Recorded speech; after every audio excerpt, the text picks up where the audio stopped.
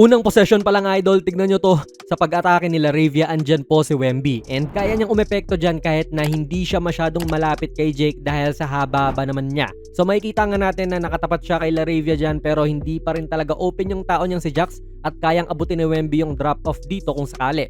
Mahirap din kung ipapalobo ni Jake yung pasa papunta kay Hayes at abot na abot pa rin naman ni Wemby yun.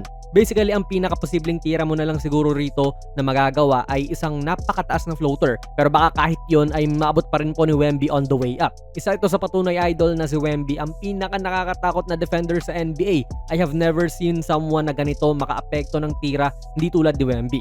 Let me explain pa.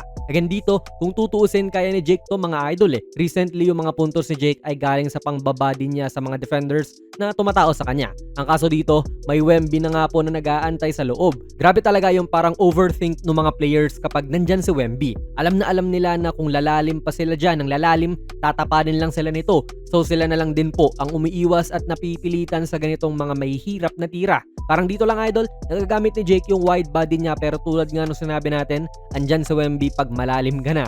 Foul si Castle dito pero gets nyo naman po yung punto. To be fair mga idol naskora naman si Wemby this game pero kailangan i-body mo muna siya. And even yun nga, dapat maingat ka pa. Tinesting muna ni Jax kung ano yung gagawin nito pero hindi siya kumagat sa peke. At ayan nga, binady na ni Hayes to. So good job sa kanya, nakascore.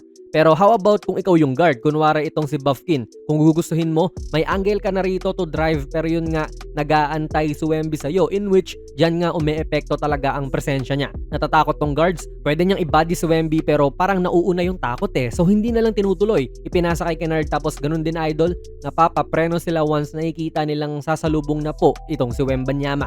Again, pwede hong mag-seek ng contact si Luke dyan kaso hindi nila ginagawa. Imposing kasi talaga itong si Wemby. Kaya mapipilit ka rin na tumira sa midrange I mean, ito po yung specialty ni Hachimura. Mahusay siyang mag-pull up sa midrange though yung epekto nga rin idol talaga ni Wemby ay kita rito. Hindi na naman inaatake ng ball handler yung katawan niya.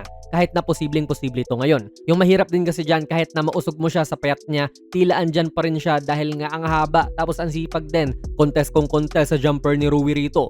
Kahit nga wala siyang gawin dyan humarap lang siya at hindi nga nagko-commit talaga. Hindi na tumetesting tong Laker guards na atakihin ang kanyang depensa. Bonus na nga rin po na ang huhusay nitong Spurs wings din at nako-contest to ng maayos. Pero this time idol, sinugod naman na ni Kennard tong si Wemby and I think ito po yung unang step din para successfully mabasag tong depensa ng Spurs.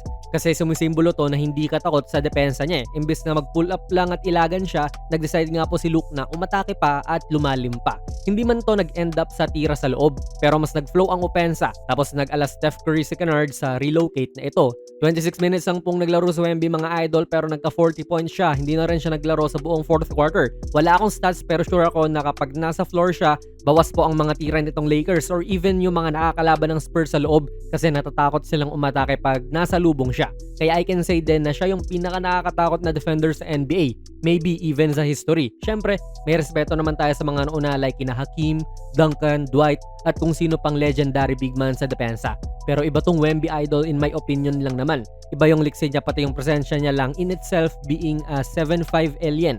Agree ba kayo sa mga sinabi natin idol? Pag-usapan natin yan sa comment section. Kung nagustuhan nyo po ang ating video ay pakipindot na lang idol ng like button, mag-subscribe ka na rin sa ating channel. And ako nga pala si Jonas PB and as always, hanggang sa muli.